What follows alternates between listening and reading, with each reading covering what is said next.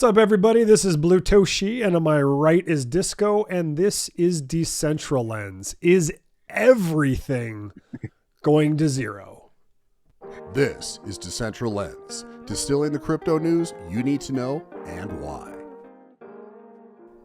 All right, everybody, welcome. It is September 11th, Wednesday, remembering all those from 9/11 who fell. We do not forget. Disco, it's 9/11, but that's kind of the mood of the day. Like everybody's fighting from, our presidential race all the way down to our little teeny tiny Ordinals community. And it's just, sometimes it's too much. It's too much.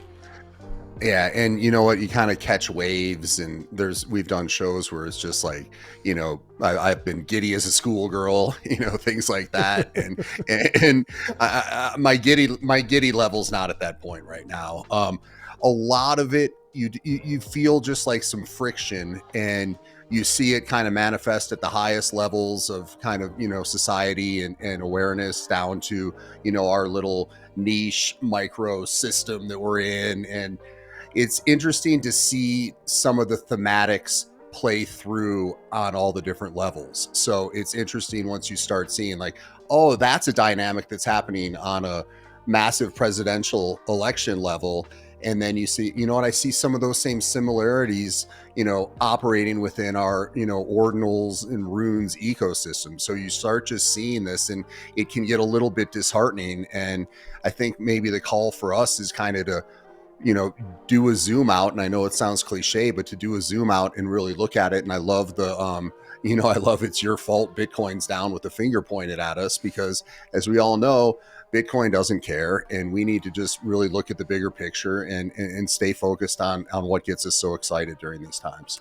Yeah, and there's so much building going on right now. Now, whether, like you mentioned, we have a very teeny ecosystem, but there's a lot of cool, interesting things being built. I'm not saying I'm going to jump into all of them, but you've got Fractal. Udi last night just did a long tweet on, I believe it's called Catnip and Cat VM, which sounds like a competitor to Runes, which we'll get to in a second. But Runes, especially some of my favorites, are just absolutely getting bludgeoned. I think Billy's down to like 16 sats or something, but it's just, there's so much, we're 55 days away from the US presidential election.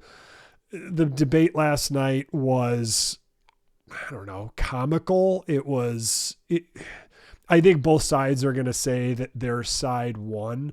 I think it's going to boil down to, for those of us in crypto, are you a single issue voter? For which case it's probably an obvious choice. And if you're not a single issue voter, it becomes very, very complicated. And I don't know. But the vitriol, the yelling, the screaming, I don't love it. My kids were like, Dad, what are you watching? I'm like, oh, it's the debate. Like, are they yelling at each other? I'm like, well, somebody is. So I don't know. Yeah.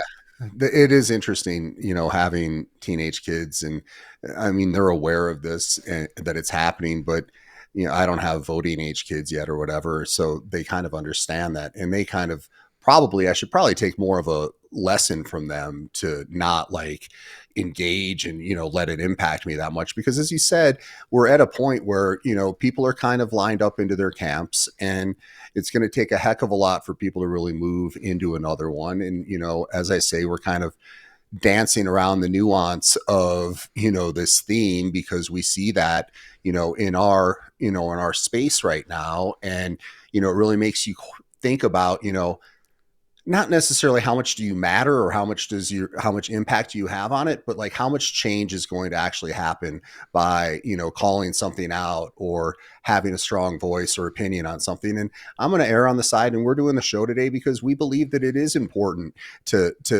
call things out to a degree, to at least put it out there for people to think about critically. And I think that's always been one of the primary aims of, what Blue and I are trying to cook up. It's not a conventional, hey, we want numbers. Hey, we want clickbait. Hey, we're going to get more people in on this. We genuinely want to follow our hearts and our interests and right now there is something interesting going on in terms of just the thematics and the and kind of the alignment within what we all believe is going to be a very powerful and much bigger ecosystem down the line. But seeing those parallels to what we saw on a debate last night it's really something to kind of think about. Yeah, absolutely. And you make a good point. If we were doing this show to make money and to try and grow it, we would be making a lot of different decisions. Like we always wanted the nuance, and we always wanted to look at things with as clear eyes as possible, because we know in this space that there's two brains that get hijacked. It's your FOMO and your FUD brain. And your FOMO brain is like, I must have this now because I saw it in the timeline from an influencer, and, and your FUD brain's like, it's all going to zero. I would, even though Bitcoin is kind of crabbing, I think we went back up to, even though the market's down, Bitcoin's back up to 57, but it's definitely just been crabby up and down, mid to high 50s to 60s.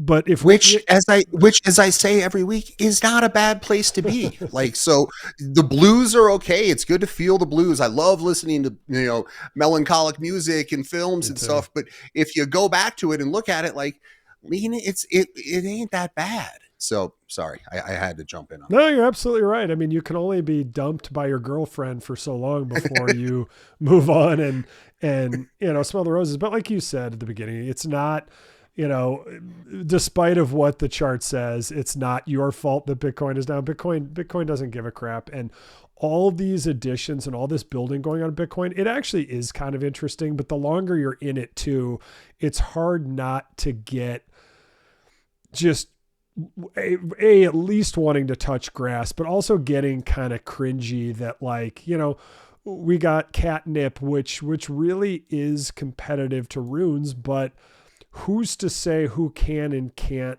build in this ecosystem? It's like people are going to build, it's the most interesting time in kind of financial civilization where you have this open source thing. There were certainly early adopters and mega winners, but now you have this renaissance for what I would argue when Ordinals went, really Taproot and SegWit allowed Ordinals to come and then Runes to come. Rune has obviously been kind of a dud, but you've got this renaissance of builders. Is it L2 where you can have transactions happen immediately, because Bitcoin's every 10 minutes. So if it's on L1, something happening every 10 minutes, like for a lot of things, that immediacy, that lack of immediacy doesn't work, right? So people are trying different things. People are building different things.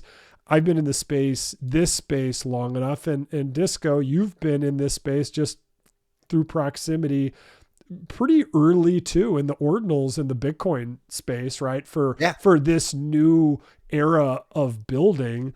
And, I got to say, like, sometimes I get biased because some of the people that have the messages, possibly of the coolest stuff, maybe not, are so hard to listen to. And they're so cringe because a lot of it is almost like who has the most influence and who has the biggest mouthpiece. And it gets really old and it gets really tired. It gets cliched, let's be honest, it gets cliched, and it almost feels as if people feel like there's voids or roles that need to be filled to further a narrative. And then, you kind of have to look at what those motivations are for why people are, stepping into things. And sometimes the best thing you can do is not engage and to zoom out and look at the positives and things that are going on. All that being said, drama is intriguing. Drama is fun. It's entertainment if you really think about it. So it's a, as I say, this whole kind of feeling that we're going through in this, I guess kind of this era right now. And I think it's probably, at least nationally something that's happening, and potentially globally, where everyone's just kind of like, okay, something's going to happen. Things are going to go one way or the other. And you kind of see people not necessarily claiming, but more kind of digging into their beliefs or digging into their kind of bags or into their thesis and looking for reiteration about their thesis, as opposed to looking at, where things can be going and what can be building. I think it's a great point what you're saying. We may be just sitting at, a point where a lot of new things are going to drop that we haven't even really understood from the building perspective. And it could enter and usher in a whole different era where a lot of the things that we're arguing over now may be completely irrelevant in a different landscape. Yeah, absolutely. And you know, is this the infighting from the top of politics all the way down to our little ordinals and runes ecosystems is at an all-time high? You know, we have to address the elephant in the room, which is, you know, Raktoshi and Casey. You know, Raktoshi claiming that he was one of the original Ordinals founders, and Casey kind of saying like, yeah, he was there, but he's not a coder, and he definitely like is not a founder. You know, I guess in and of itself, it's that itself wasn't terribly dramatic, because you know Raktoshi was there from the before the beginning, before the thing launched. We know that they were friends in the past, but what it's not even that bothers me as much. It's what's happening after. And maybe this is a pointer to what maybe we're at a local bottom in all of this. I mean, everything's tanking. That's when all the infighting happens. But to me, like, I don't want to say I want to stay above the fray, but it's just like, you know, I always try and look at this space in Ordinals, especially the art scene and maybe even the PFP scene from like 20, 30 years from now, maybe even 50 years from now, when, you know, heaven forbid, we're not around anymore. And 100 years from now, when anthropologists, why do I even try to say that word on the show? I always mess it up. But It when is a tripwire. yeah, when they're looking at the space, look what Stephen Miller said last week. He's like, you know, Blue, you can think about it of a style, but it's really more of an era. They're going to look at this as the early Renaissance or the early on-chain digital phase. And, you know, ETH pretty much kicked that off. There was a big art community in Tezos. It sounds like Tezos is having tons of problems, and IPFS could be that downfall when the people stop paying the pinata bill. But now, you know, in Ordinals, a lot of us came over from ETH. Some people came over from Solana. Other people maybe even have been OG Bitcoiners, maybe a couple of them, but most of us came from ETH. And we believe that this is the most immutable way to have on-chain art, so we believe in it. But this infighting is absolutely exhausting. And, you know, everyone has a right to speak out. That's the beauty of freedom of speech in this timeline. But, you know, I hope this cycle ends quickly, because, you know, you had Raktoshi basically saying, I just want to get this off my chest. I was there from the beginning. And then a lot of people came out and said that he's not a very great person, and everyone has a right, you know, to their opinion. But I guess like it just, and then it goes on and on and on, because everybody has nothing else to grab onto. Their bags are down hard. You know, younger people who these bags might be a bigger part of their net worth might be like, kind of pissed. And, you know, whereas you and I are doing this kind of for the love of decentralization, the love of Bitcoin. Like, so we're not as mentally, our feet aren't as close to the fire, but you know, we love being here. We love being warmed by it, even when the fire gets blown out. Maybe not blown out, but it gets pushed in the wrong direction by the wind, and we're left a little chilly. And Blutoshi likes a warm room. My mom liked a warm room, and I like to be toasty. I like to be toasty. Full disclosure, I like an ice box. Where I am broadcasting from is a balmy 66 degrees, and I would have it no other way. I think that what you're saying, it's really interesting, because there is something about a commonality, really, of all the people on the timeline that we're talking about. And that's one thing that we could look at, is everyone does have a belief and a passion that Bitcoin is kind of, you know, as we've said, like the mother chain, and that it's kind of like that's the creme de la creme, right? So using that as kind of a basis. And you know, when you look at, it's interesting to me, because I always thought that there really is and was this opportunity to show how to bring communities together. And I thought that was what was so intriguing and compelling about how, you know, the RSIC drop came about and stuff like that, was that it was an opportunity to kind of become like, hey, we're all the Bitcoin tribe and we all believe in this, so we can have splinters and different sides of it. But that was such a unifying factor. And then we were sitting there kind of being told, or believing ourselves, that, hey, there's going to be this mass, you know, exodus of folks coming over to this new land that we have that's so great.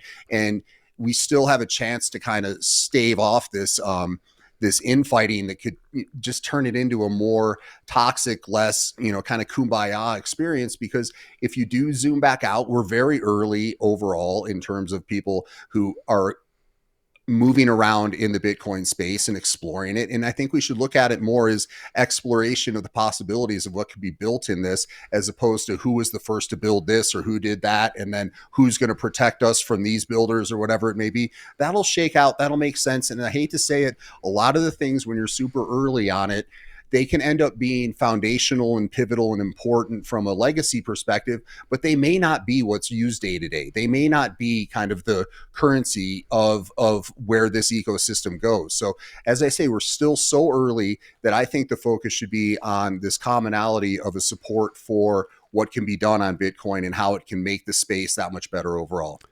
Yeah, absolutely. And, there's another probably big morsel here in all the infighting between what was just Rock airing something to Casey, talking, stating his case, but then Leonidas getting involved. Like, one could argue in this space, like, I know you came from the music industry. I did more music and entertainment on the more corporate level, but are we giving, you always equated stuff to like rock bands and, for us, like building our sound and just figuring out like who we are, staying true to ourselves and just really making a show that was independent. Like, are we giving way too much reverence to the builders in this space? Like, are they getting like the Leonidases who types in all caps, the Udis, the Raktoshis? Like, are these guys getting way too much credit and reverence from people? Like, do they deserve kind of that rock star status that they're getting? It's a tough question. I don't think. Yeah, no, and I genuinely paused because I want to have a quick answer on it, but I think that it's a question that needs to be looked at. And then, are holders placing too much significance and hope and almost like, manifesting their desires for their bags to go up in mythifying the founder? And maybe it's not even these founders. It might just be that there's a vacuum of things of people to kind of get behind. So it's like, default. Okay, I'll go with this because this guy's loud and he's out there and at least he's fighting for us or whatever. But are we projecting our own insecurities to look as if, oh, that's the solution? This is, this guy's really a, wizard and is going to be able to save us all. And that means my bag's ending up, it's going to be great. And I'm going to have generational wealth as a result of it. So is there too much pitted on this, and is that becoming more self-fulfilling from a founder ego perspective? Are they filling a vacuum that's being desired from the holders? So and you have that with this with the interaction. It's like you're in different groups or whatever, and it's like, oh, don't worry, the founder's watching, the founder's listening, or hey, say something, and all this kind of clamoring. Like it's a fascinating thing to watch. Yeah, I mean, the pecking order, it to me it gets kind of ridiculous, but I think with COVID and even before, obviously you and I are from more of the dodgeball, kick the can, be outside pre-cell phone generation. But, we tech came very quickly in our 20s and we adopted very quickly. So we're the generation that's both analog and digital. But, these younger generations with Discord and with all these tools, and with memes and being able to communicate quickly. Like I once saw in one of the OG Discord groups I was in, an entire, like it was super tense, and it was an entire argument using memes, and they were like quick drawing them like they would be like boom, boom, boom, boom. Like how the hell? Like it's like you got a 6-shooter, and they were leveling up. Yeah, like that's fascinating. And it's amazing how articulate the memes were in kind of calling each other out and calling each other Muppets. And I'm like, and if I was quick enough or even had quick access to memes, which I don't, I would have done the Michael Jackson eating popcorn one, right? Or whichever one that is, like, because watching it, I was like, I talk about damn it, anthropological studies. Like I love looking at this community from that, but I also think there's so much identity tied up, whether it's node monks or, ordinal punks or Bitcoin shrooms or frogs or ninjas. Like there's so many collections and so much of our identity is tied to that. And, I feel like some people in this space, particularly those who type in all caps, but a lot of people, they basically, there's like, maybe not just one collection, but there's like camps of collection.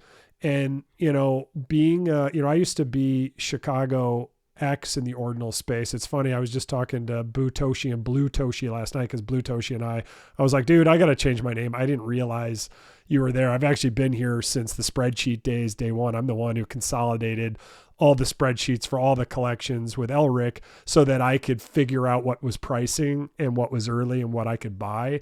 And then I was Chicago X with the OX for ETH. And I'm like, I got to get rid of that. And then one of the OG groups I was in, there was a lot of Toshis in there.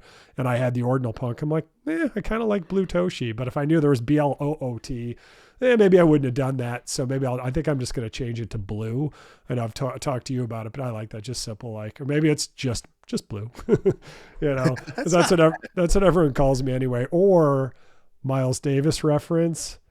I was thinking Kindoff Blue. Kind of.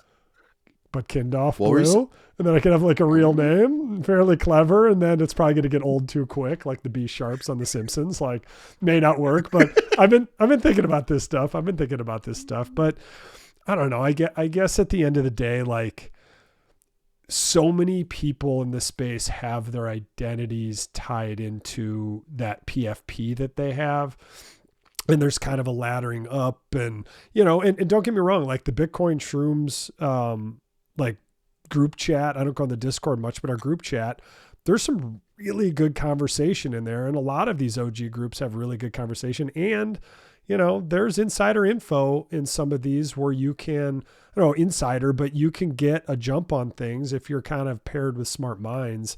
I choose to look at it from a 30,000 foot lens and probably stupidly try and, I don't care if I get in on everything and maybe stay poor or just stack sats. But, I guess I would say to anyone out there, like if you're following, if you're doing an action because you see something on the timeline, especially if it's in all caps, it's probably a coordinated effort to get you to buy something. It's happened over on the ETH side. It came over to the Bitcoin side.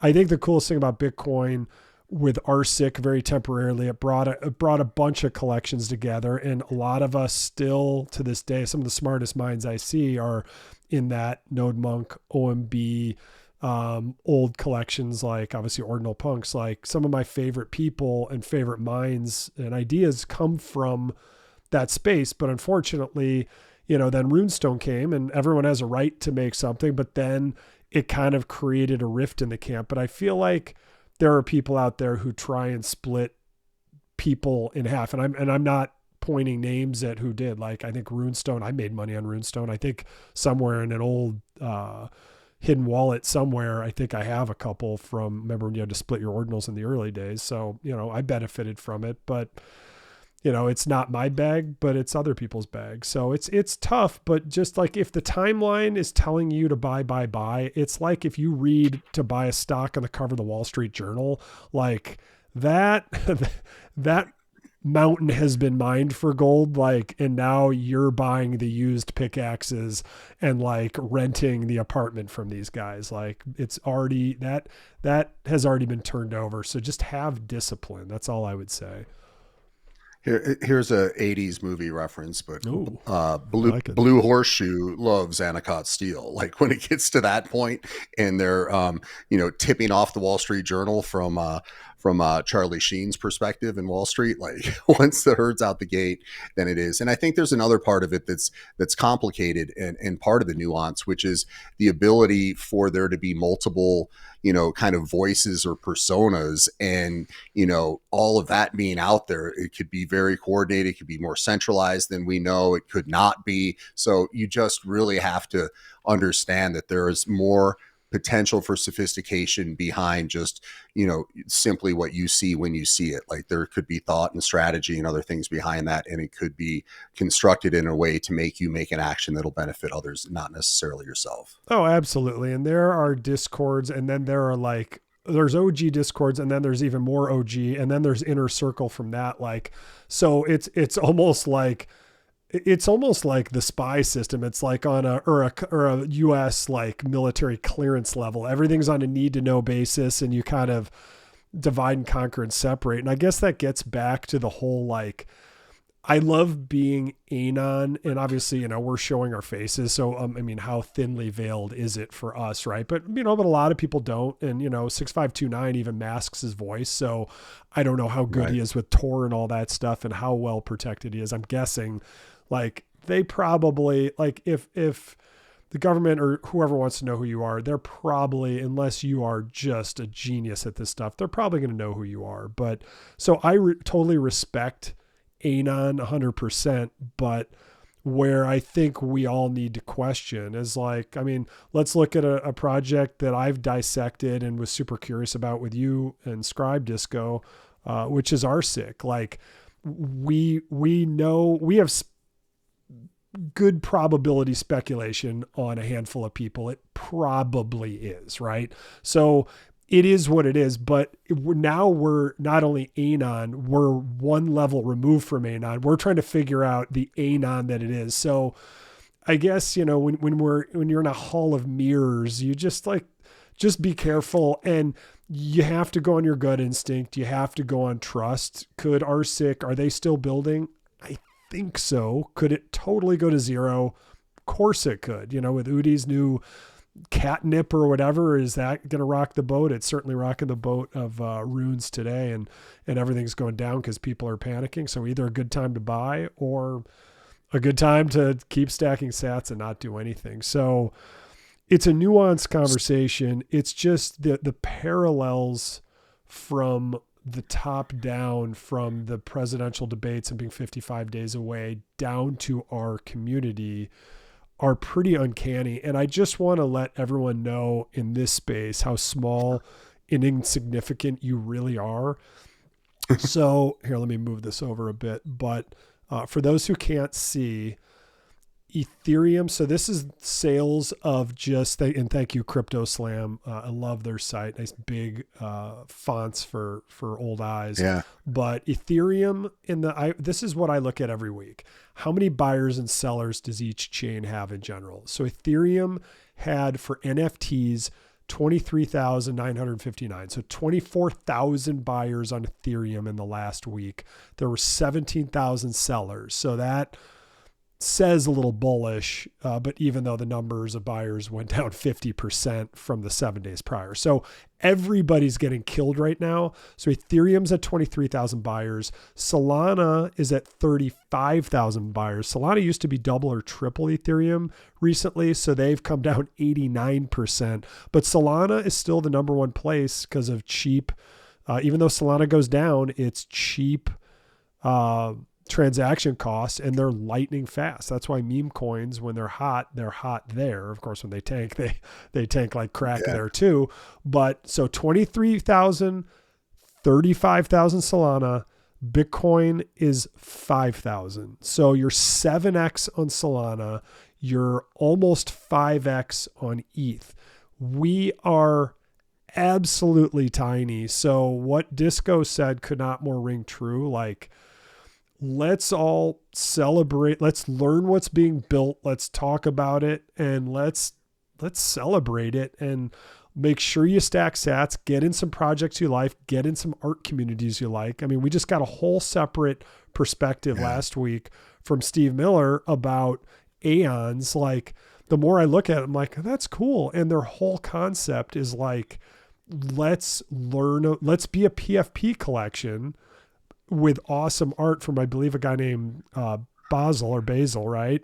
And let's learn about art. Let's collect super cool stuff that's, very different than other collections, but let's make the focus on art. So it's its utility Disco, I know when I blew in the face, I say like no utility is the best utility, but that's almost better because that's basically saying we're a PFP.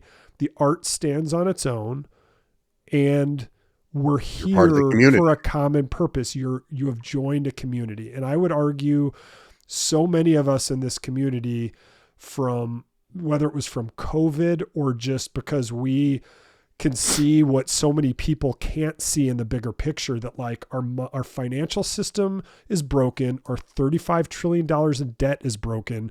We're paying $79,000 in interest. The US government is every 2 seconds. That's more than the average annual household salary. And the US government pays that in interest on the 35 trillion in debt every 2 seconds. We see the writing on the wall, all of us, Ethereum, Bitcoin, Solana, Base, whatever. I mean, I'm not going to say Cardano. Sorry, Cardano. But we're all in this same boat. We want a better financial system. So let's fucking do it. Yeah. And a couple things off of what you said there, but when you go into the community side of it, right, it's really the sense of community is just almost finding other people who just are tapped in and get what you get, and having that sort of alignment. Because as we've said so many times over the past handful of months, it's like, I'm still not getting, like bus stop conversations about this stuff. And I have kind of an insatiable appetite to explore and learn more about it. So it's like, you kind of find these people that are also down the same well and, are as rabid about it as you. And that should be the ultimate connector, is what I'm saying from a community perspective. So if you're really into ordinals, and then you're going to understand, kind of how you layer up Bitcoin and how you respect it for what it can do and how it's, its nuances and its differences, that should be enough to bring people together. And getting into kind of the side tribes, like, we're not at a point where that is really sustainable or, really going to be helpful. And then I have this other question that came out from this,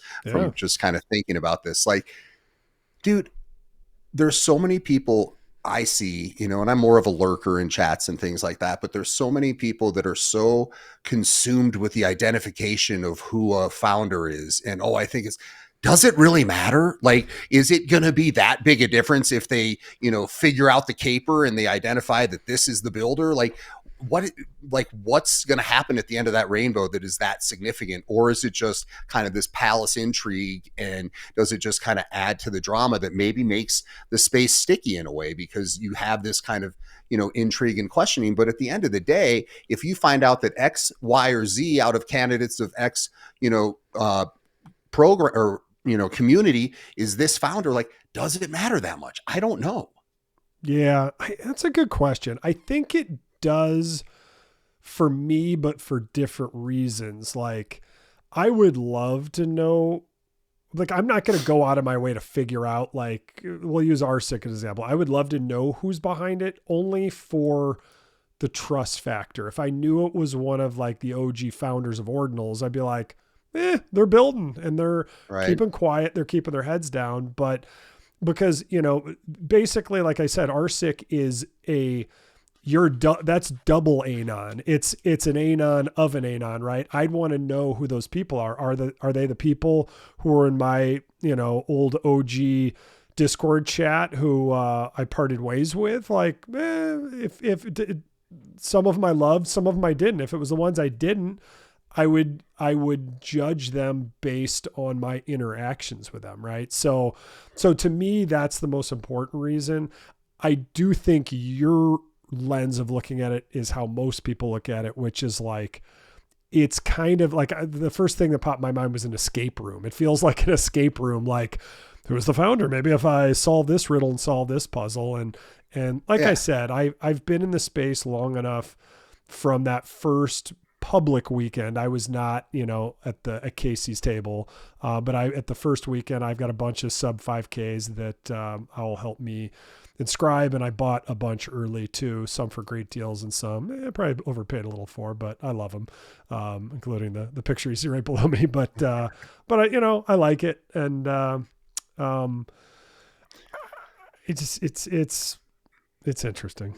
Is it from So if you know who it is it that you would feel better because of the track record, or would there be any element of morality in terms of your alignment? So would you go out of your way to support or not support a project based on the founder? And would it be based on, if you align with their kind of their morality and the activities that are associated with them? Or is it, oh, well, I know that they deliver and I believe that they have the chops to make something come to light? Oh, that's a really good question. I would say, if I have to be honest with myself, both, right? So, because Right. we learned from Ski God that, like, and he says he takes stuff personally too, but he's just become more disciplined over the years because he had to be a good trader for a living. You and I own companies. We have to have a different skill set, like managing folks, managing progress and projects and all that stuff. So yeah, I would be lying if I said it didn't have some ethical thing.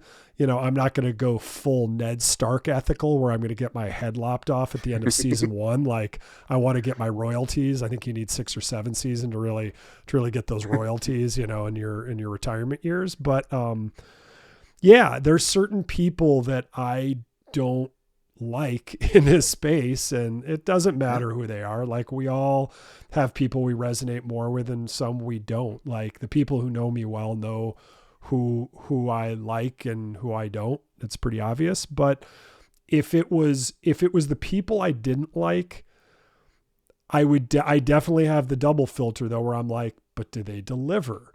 Like, and a lot of these guys I might not like, but I'm like, they're good, and it doesn't matter if you're a dev or not. Like, I own a development and marketing company. I'm not the dev, but I do everything else. And I'm really good at managing tech projects, really complex ones. So, like, that doesn't matter at all. Some of the smartest people aren't the devs. Steve Jobs, I mean, I'm not comparing anybody to Steve Jobs, but he wasn't a developer. He was the one.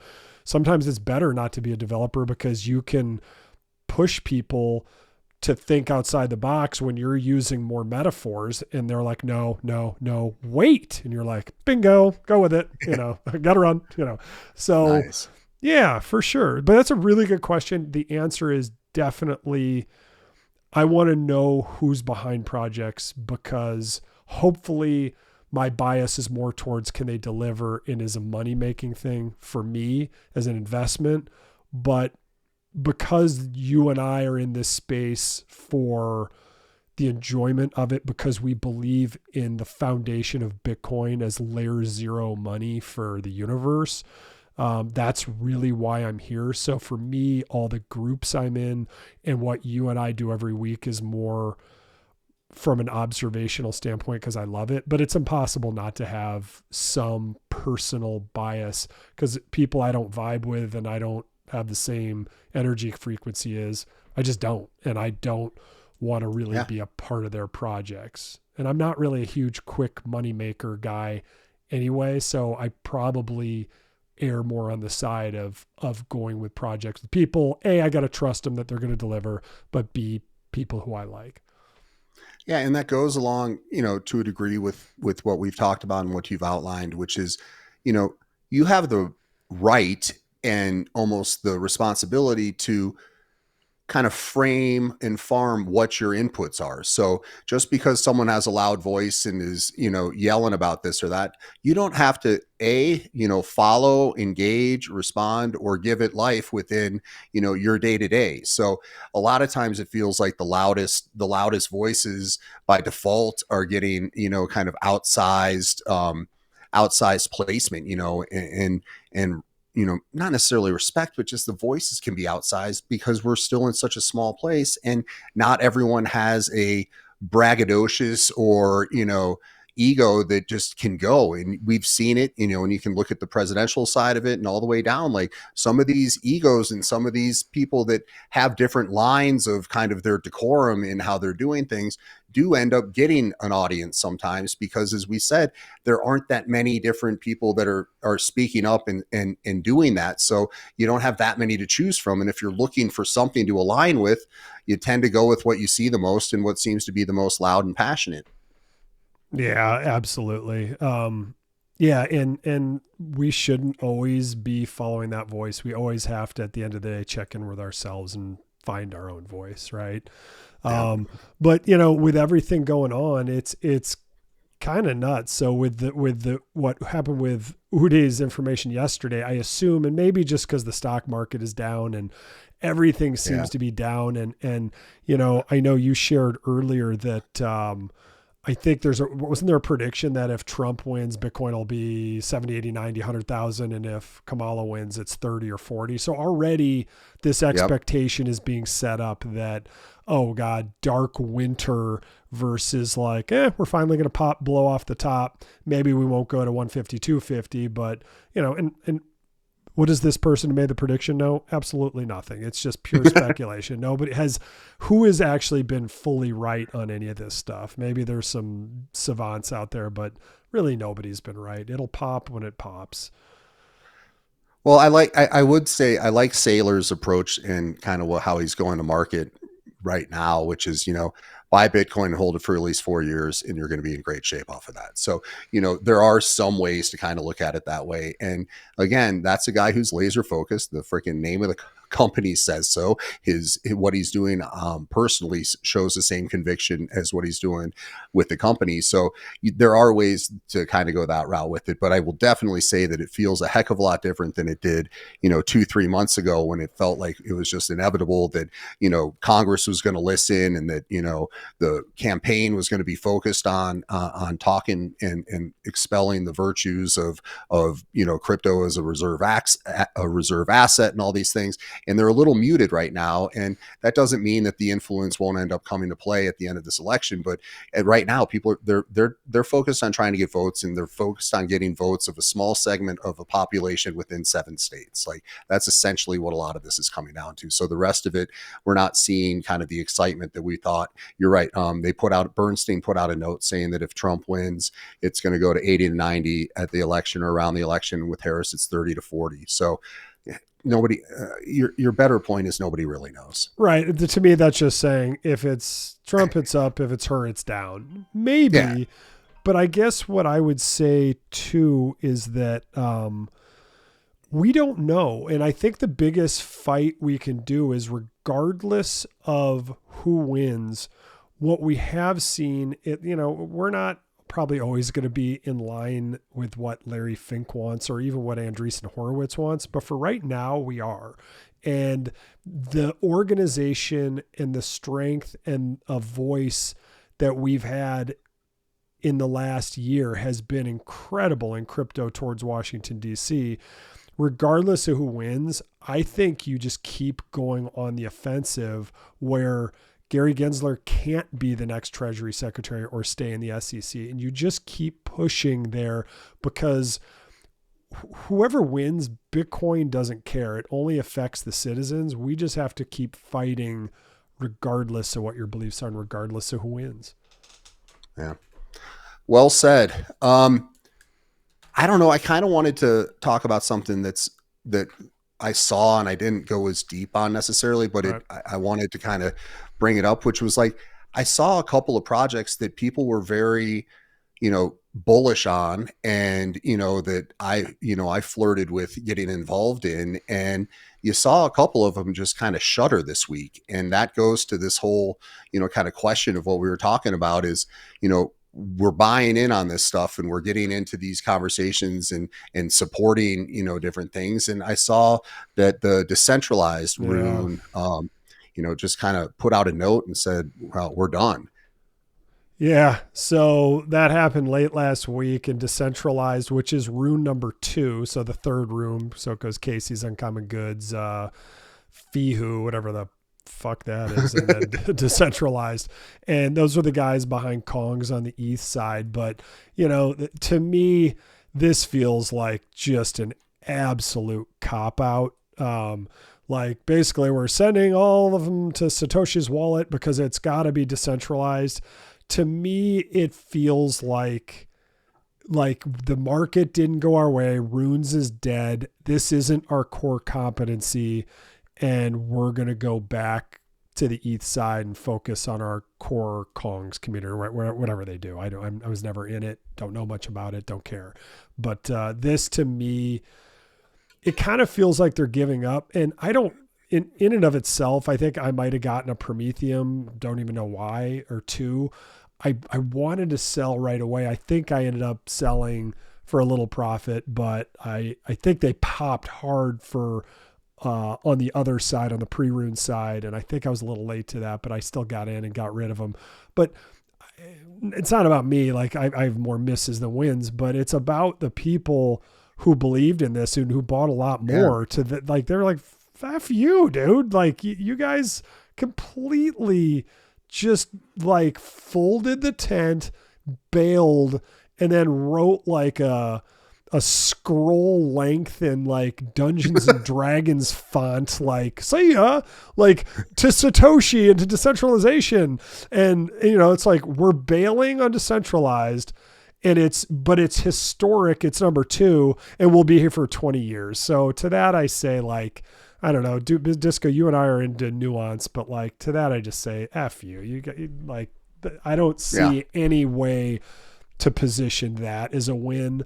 And if you go into Runes, they've been rewarded for their loyalty.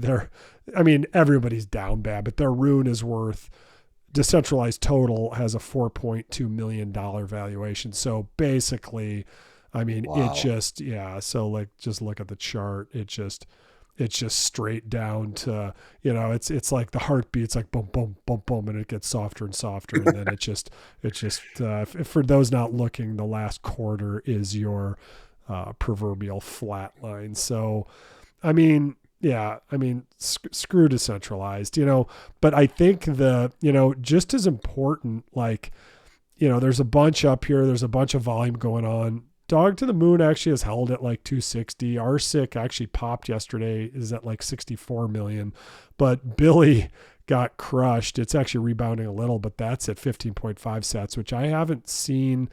It went to 14.5, but somebody just swept a bunch. So, this is definitely, it's in the air. You can feel it. The election. I don't know if any swing voters were convinced either way. Like, I saw a little thing after, and they were just like, they're all full of crap. Like, they're all, because what isn't talked about anymore at all is the 35 trillion in debt. Like, it's not even mentioned anymore. And the whole, I sent that thing from that congressman or senator who just said, like, let me guess, here's what's going to happen. Like, we're going to be asked to extend the government, and then we're going to have a must pass bill, and all this crap's going to get stuffed in it. We're going to have to, the Republicans are going to hold out. The Democrats are going to say the Republicans are holding out. And then there's going to be a whole theatrical game. And then at the end of the day, we'll all stuff as much local pork and fat as we can in the bill, and then it'll pass, and then another 6 months will go by, repeat to fund the government from shutting down. It's just such a ridiculous. We're not talking about any of that. The issues are getting talked about are important, and there are nuances between each of the candidates, obviously, but the big elephant in the room is not being discussed. And it's just like, that's what brings us all together. Yeah, and just to clarify, I think you're referring to Thomas Massey's video from yesterday, where he was basically talking about how he doesn't want to be a thespian in this theater. And I think the utilization of the term theater and thespian is very on point. And I thought that was pretty articulate to kind of make that be, kind of the coding to what he was trying to say with it. Yeah, absolutely. So, good memory. But this show was there was so much going on, and usually we have 5 topics and we break them all down for you. But like, there's a couple inflows this week in the ETFs, but like at this point, like there's so much infighting. The volume got so loud. It was almost a reset. Who cares week? Like, let's reset. Let's focus on what's important. Find the people in the space you trust, get in groups with them or form groups with them. And just like, we all at the end of the day fundamentally believe in Bitcoin as layer 0. I mean, even ETH and Solana folks who understand what's going on believe in Bitcoin as layer zero. So let's hold on to that one. There's always going to be infighting. Disco and I are not here to say kumbaya, everybody stop fighting, because people do get hurt in this space. There is tons of grift, and it should be called out for sure. Like what Zach does and what Truth Labs and some of these guys do, like, they expose a lot of on-chain activity. There's a lot of seedy stuff, and there's a lot of wallets that are getting drained. One of our Bitcoin Shrooms guys got drained a couple months ago, and Fozzie, and we're not even sure one of them why or how. Like that, those are the scariest. Like they didn't click anything. Like they must have had the seed phrase and the secret key or something, but how? So anyway, I digress. We're all in it together. Yeah, but it's good to digress. So I think that it's important to break format when it feels that that's appropriate. And, again, some of the things that were floating around are very serious and deserve to be respected. Some of the accusations of, how certain folks have acted and how it's impacted other people, like that does deserve to have a voice and to have its kind of, exposure, so to speak. And, if you don't mention those things and they don't get, kind of brought into the consciousness, then they're not going to get corrected. So yes, you hope that, identifying behavior that's sus, that can be addressed and course corrected, and we can, kind of reset and move forward. And I think that's what we need to kind of look at from, this little space that we're in, as well as, this country and this world. Like there is an opportunities to, kind of make things a little bit better. And I know I'm going to sound like, a Gen X hippie, but I genuinely believe that, sometimes you got to have a little bit of a breakdown to rebuild and build back. And I'd almost said build back better, but I'm not going to go down that road and use that sort of methodology or verbiage. But I just think that the most important thing right now is to look at things from all lenses. Like I looked at, this is a total tangent, but like even when you saw what happened to Tyreek Hill, going to his game, and how that, like, there's instantly you feel like, oh, I gotta, it's this side of it. But then like, is there another side of how it feels to be the cop in that situation? So it's not as easy as it's being portrayed to kind of just pick a side and go with it and be like, hey, I'm on the right side of it. Because that's where it is. Everything right now is definitely starting in more of a gray palette. And it's kind of up to you to challenge yourself to figure out where you want it to go and how you want to be, a part of the development of kind of the thinking around different topics. Yeah, absolutely. So thank you, everybody. Nothing we have said here is financial advice. How could it possibly be? Because right now we're crabbing down only. So if it was, it would be terrible advice. But nothing here is financial advice. This is for entertainment purposes only. But we love doing this. We love independent media.